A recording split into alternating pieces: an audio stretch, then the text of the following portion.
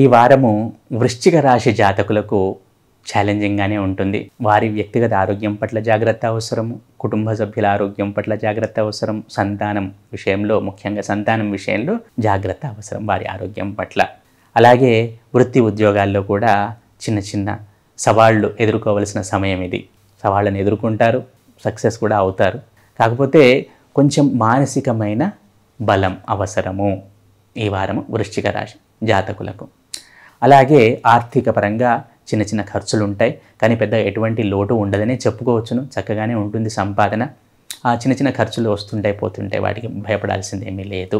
అలాగే వృత్తి ఉద్యోగ వ్యాపారాల్లో ఉన్నవారికి ఇంతకుముందే చెప్పినట్టు చిన్న చిన్న సవాళ్ళు అనేవి ఎదుర్కోవాల్సి వస్తుంది.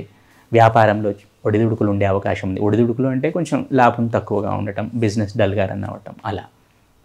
అలాగే విద్యార్థులైన వృశ్చిక రాశి జాతకులు ఈ వారం కొంచెం ఏకాగ్రతను పెంచుకోవడం సూచించడమైంది. మైండ్ డైవర్షన్స్ అనేవి కొంచెం ఎక్కువగా ఉంటాయి, కాబట్టి యోగా మెడిటేషన్ చేస్తూ ఉండటం సూచించడమైంది. విద్యార్థులకు గృహ సౌఖ్యం తక్కువ, వాహనాలు నడిపేటప్పుడు కొంచెం జాగ్రత్తగా ఉండండి తులారాశి జాతకులు. గృహ సౌఖ్యం కొంచెం తక్కువగా కనబడుతుంది. ఇంట్లో కూడా సాధ్యమైనంత మౌనంగా ఉండండి. అలాగే తల్లితో సత్సంబంధాలను కలిగి ఉండటం సూచించటమైనది. కాబట్టి ఈ వృశ్చిక రాశి జాతకులు వీలైనంత సాధ్యమైనంత మౌనంగా ఉండండి. తల్లితో సత్సంబంధాలు పెంపొందించుకోండి.